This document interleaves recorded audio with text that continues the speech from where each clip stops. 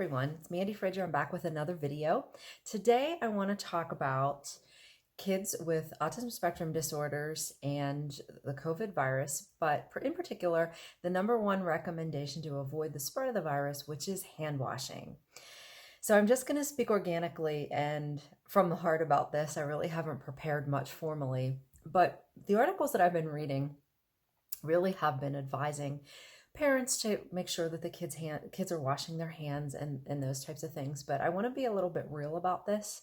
And I just want to say and validate a lot of the parents out there in the fact that it may not be so difficult to keep your kids washing their hands. But the difficulty with this population, from my experience, is really cross-contamination and keeping the kids' hands often away from their faces and from touching or impulsively grabbing and getting into other things. So with that being said, if you can resonate with that, if you have a younger child especially who is diagnosed with a spectrum disorder and are hearing these recommendations or are really frustrated about trying to keep their hands clean, here would be some of my recommendations for this. I would strongly recommend that you cite a physician. There's a couple of physicians who have videos on YouTube.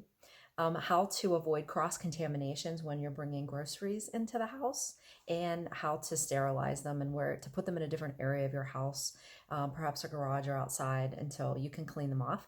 I would highly recommend strategies like that where you keep the child away from things that potentially are coming into the home, which may be cross-contaminated before you get a chance to clean those items.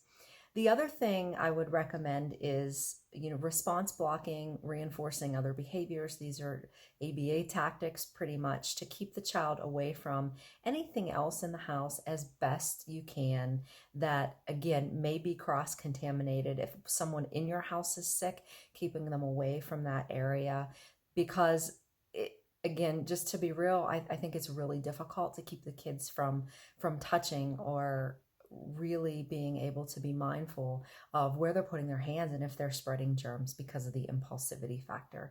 So I hope this helps. I hope that this brought some relief for some of you parents who may be getting overly frustrated about how it's impossible to keep my kids' hands clean. So I would strongly recommend those couple things. And the other thing I would say is to try to reduce, if you absolutely have to go out in public or are still permitted at this point, is to keep the activities localized to around the house or walks or things that don't involve touching other things.